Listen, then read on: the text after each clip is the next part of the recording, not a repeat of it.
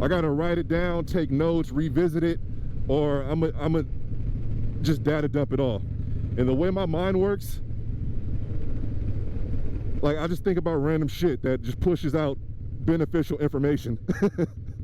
Like Oreos, milkshakes, you know, why is the little dragon puffing from Puff the Little Dragon, or whatever the case may be. I just think about random stuff, so I can't just see it one time.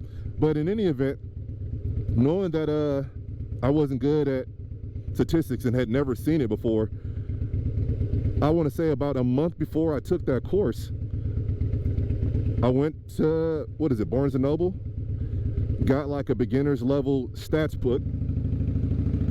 And I think it was the Statistics for Dummies or whatever. I hate saying that shit because it made me feel some type of way, but you know, it was a book that had the knowledge that I needed. Read through the book, just skimmed through it. I wasn't trying to master it or anything. I'm a huge believer in it, you know, it doesn't have to be perfect. But the whole objective was, I didn't want that course, week one, to be the first time that I had seen that information. Because then you're putting yourself in a real bad situation because you don't know what's going to come. So I familiarized myself with it, with some of the material. And by the time I took the course, those first 2 weeks, I was already ahead of the game. So that gave me a little bit of a buffer space to actually not necessarily take my time, but to read ahead and to take extra time reading materials to get this, you know, the small details, you know, devil's in the details, especially with stats. And one of the things with stats is you can't just read it. Like, you can't read it like you read anything else. Like, sometimes it was taking me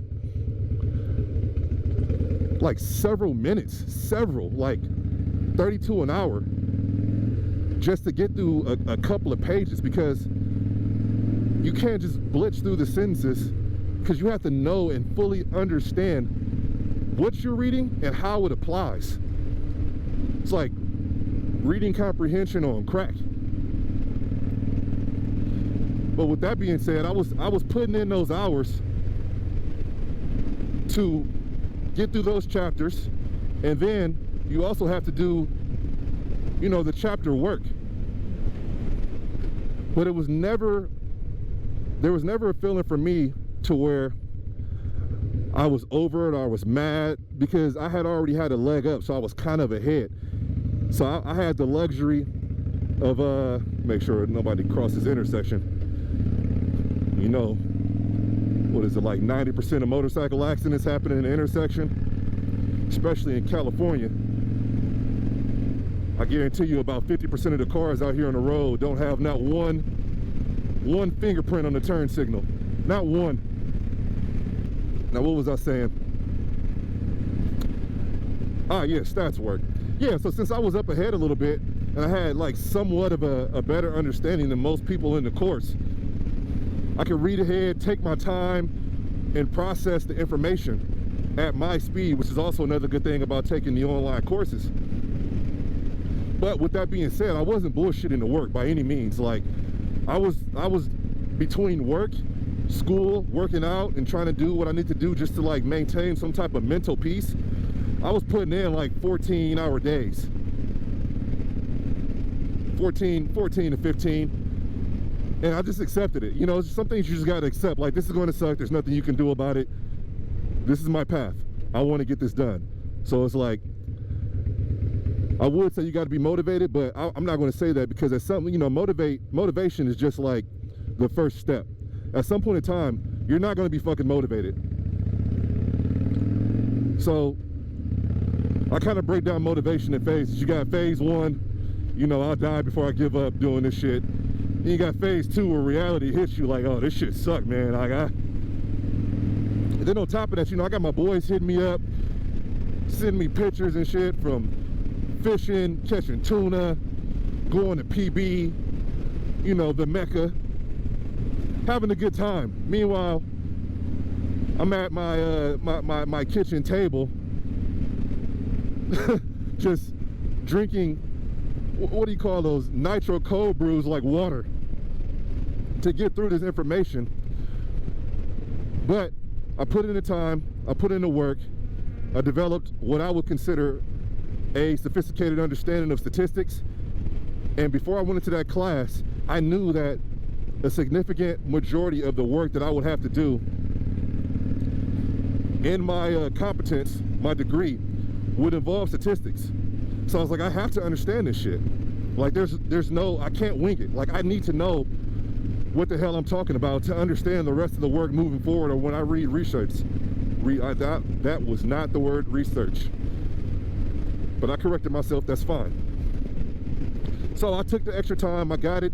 They had us using this program called SPSS. It's just like a tool you can use. And as we went through the weeks in that course, I seen people just become just overwhelmed in stress. Now, that doesn't mean I didn't have my problems. The first week in that course, putting those hours in, I was confident. It's like, fuck yeah, I got it. We had a test, 200 points right off the back. Either 200 or 150, one of those. Took the test, like fuck yeah, crushed it. Got it back, F. Oh man, I could have just thrown up. Anxiety, like what did I do? So I'm like, all right, I'm missing something. I'm reading it, I'm putting in the time, but obviously something about this isn't connecting still. So I did what I can do best. I can run teams. I can run teams like no other. So I went to our forum. I'm like, hey, I'm looking to build a team, like a fucking Avenger #1 over here. Call me Iron Man. Put together a team, 5 individuals. We got together, put a timeline together, and I just told them, you know, straight up. And the team idea was actually hit on in day 1 by our professor. She was saying like there's a percentage, like a higher percentage of people that have success in this course that happen to be on teams. And in other words, at that point in time, she was saying, yo, put together a fucking team. But, you know, I got that fucking F-bomb on that test after I had been studying for, that I was confident about. I put together a team. Let them know what my intentions were behind the team, set up a timeline, exchange email, phone number. And I told them, I was like, yo, this is not gonna be one of those teams where, you know, everybody's all secretive about the work. Like, we're gonna do our work and we're gonna cross-reference it. And we're gonna figure this shit out together. And the majority of the people on that team had also bombed that first test. So we were kind of like all in the same boat, like kind of worried. With that being said, as the days went on, we took that method of cross-referencing everything. I'm like, I'm always up, I'm available. I don't care what you have going on, I'll make the time. And you know, if we fail, fuck it, we'll fail together. But I'm here to help out in any way I can. I would also say, you know, we don't copy. We don't copy each other's work. That's not what we do. That's not what scholars do. Hell, that's unethical. But we will tactically reference the fuck out of some work. So we went through the weeks tactically referencing each other's work, and it went well. I got an A. Another woman got an A, who was like, actually,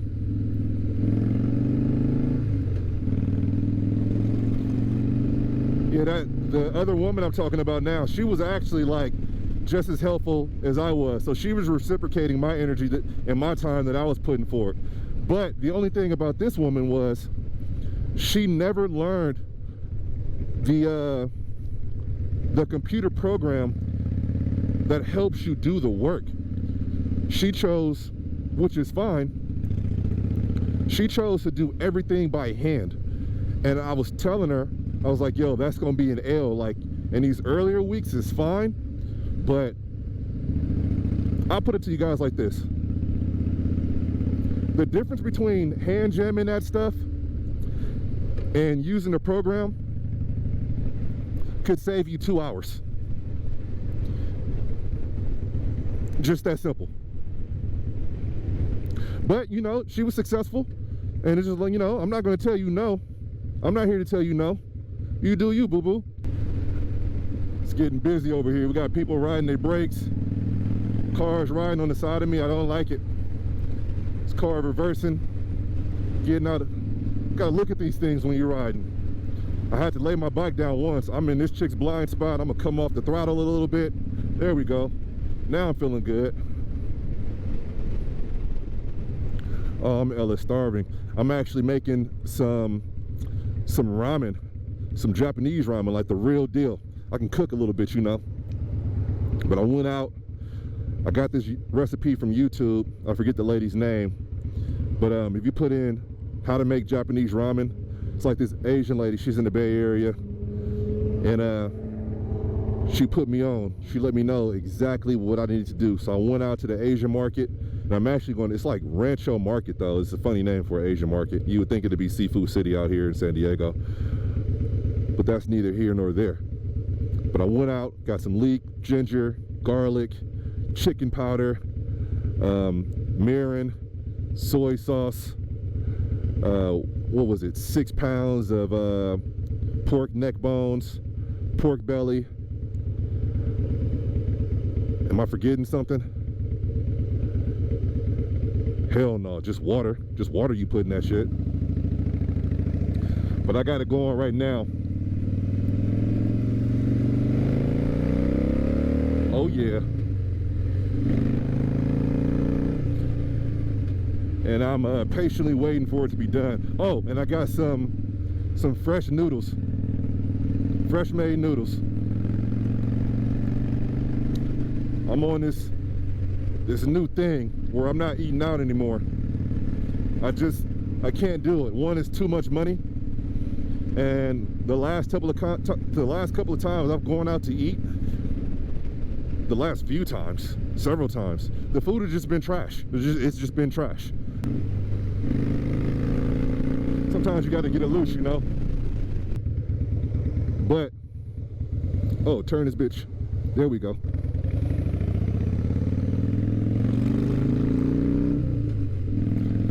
I give myself a C- on that turn. Getting better. Hey, I'm a new rider. Cut me some fucking slack. But yeah, so that was basically my experience at Grand Canyon University and what I got going on right now. I also went fishing yesterday too, the other day at Lake Murray.